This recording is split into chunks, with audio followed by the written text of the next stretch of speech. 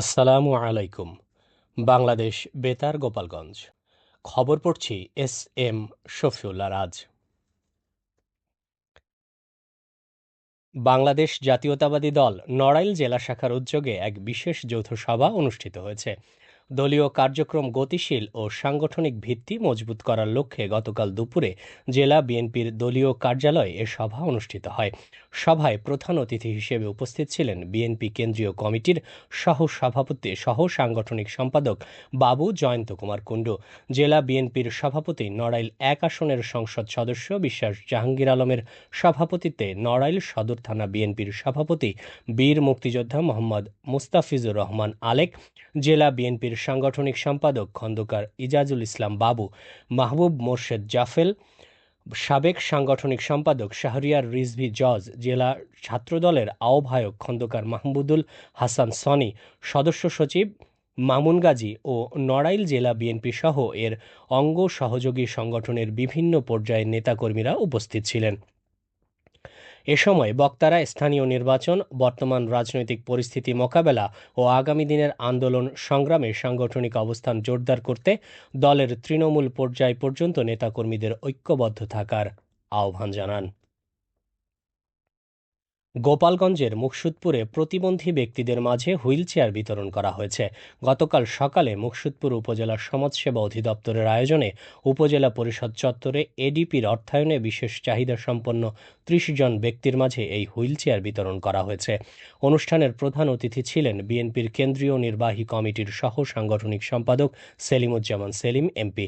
মুকসুদপুর উপজেলা নির্বাহী অফিসার মাহমুদ আশিক কবিরের সভাপতিত্বে এ অনুষ্ঠানে মুকসুদপুর উপজেলা স্বাস্থ্য কমপ্লেক্সের টিএইচও ডাক্তার রায়হান ইসলাম শোভন, উপজেলা সমাজসেবা অফিসার রাকিবুল হাসান শুভ, মুকসুদপুর উপজেলা বিএনপির সভাপতি আব্দুস সালাম খান, সাধারণ সম্পাদক তারেকুল ইসলাম রাজু, দপ্তর সম্পাদক কাইয়ুম শরীফ, উপজেলা যুবদলের সদস্য সচিব মাহফুজ মৃধা ও ভুক্তভোগী সহ সংশ্লিষ্ট ব্যক্তিবর্গ এ সময় উপস্থিত ছিলেন।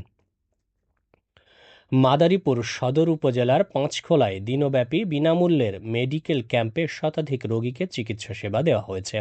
গতকাল উপজেলার পাঁচখোলা মুক্তিসেনা স্কুল মাঠ প্রাঙ্গণে এ ক্যাম্পের আয়োজন করা হয়। মাদারীপুর স্পেশালাইজড মেডিকেল কেয়ার হাসপাতালের উদ্যোগে এবং পাঁচখোলা গ্রামের উদয়ন সংঘ ক্লাবের সহযোগিতায় আয়োজিত এ মেডিকেল ক্যাম্পের উদ্বোধন করেন মাদারীপুর ২ আসনের সংসদ সদস্য জাহানদার আলী মিয়া। এ সময় স্থানীয় গণ্যমান্য ব্যক্তি, সমাজসেবক ও বিভিন্ন শ্রেণী পেশার মানুষ উপস্থিত ছিলেন।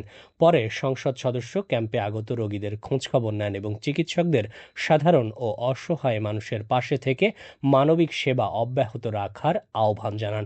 ক্যাম্পে বিশেষজ্ঞ চিকিৎসকরা বিভিন্ন রোগে আক্রান্ত ব্যক্তিদের স্বাস্থ্য পরীক্ষা করে প্রয়োজনীয় চিকিৎসা ও পরামর্শ দেন। দিনব্যাপী এ আয়োজনে শতাধিক নারী, পুরুষ ও শিশু চিকিৎসা সেবা গ্রহণ করেন। গোপালগঞ্জ টেলিভিশন জার্নালিস্ট অ্যাসোসিয়েশনের নির্বাচনে ৭১ টিভির আজিজুর রহমান রনি সভাপতি ও দেশ টিভির শেখ জাবেরুল ইসলাম বাঁধন সাধারণ সম্পাদক নির্বাচিত হয়েছেন। গতকাল বিকালে প্রধান নির্বাচন commissioner S M Humayun Kabir এ ফলাফল ঘোষণা করেন। তিনি জানান, নির্বাচনে ৩১ জন ভোটারের মধ্যে ৩০ জন ভোটার তাদের ভোটাধিকার প্রয়োগ করেন। এ নির্বাচনকে কেন্দ্র করে নেওয়া হয় কঠোর নিরাপত্তা ব্যবস্থা।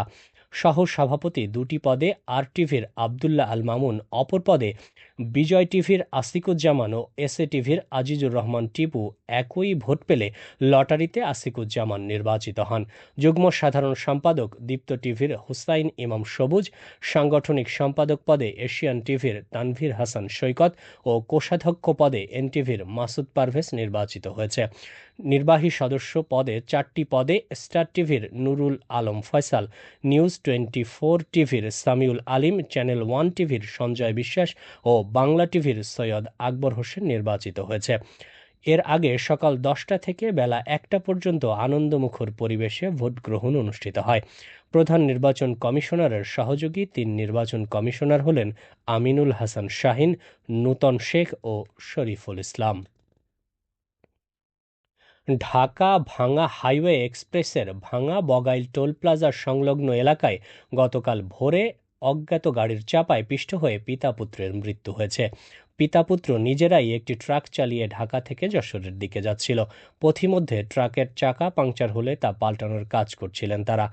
নিহতরা হলো ট্রাক চালক পুত্র ইয়াকুব আলী ও তার বাবা ট্রাকের হেলপার ইউসুফ আলী। তাদের বাড়ি যশোর জেলার রূপদিয়া এলাকায়। শিবচর হাইওয়ে থানার ভারপ্রাপ্ত কর্মকর্তা মিজানুর রহমান জানান, তাদের ট্রাকের চাকা পাংচার হয়ে যাওয়ায় রাস্তার পাশে থামিয়ে মেরামতের কাজ করছিল। তারা দুজন ট্রাক থেকে একপাশে আসা মাত্রই অজ্ঞাত একটি গাড়ি তাদের চাপা দিয়ে পালিয়ে যায়। এতে দুজনেরই দেহ সড়কের উপর ছিন্ন ভিন্ন হয়ে যায়। খবর পেয়ে তাদের দুজনের লাশ উদ্ধার করে শিবচর হাইওয়ে থানায় আনা হয়েছে। তদন্ত সাপেক্ষে পরবর্তীতে আইনানুগ ব্যবস্থা গ্রহণ করা হবে। সবশেষে আবহাওয়া।